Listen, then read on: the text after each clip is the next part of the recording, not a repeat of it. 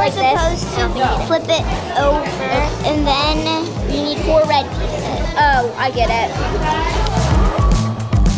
I love STEM. It's a challenge, but you also get to be creative and do things that you wouldn't normally get to do.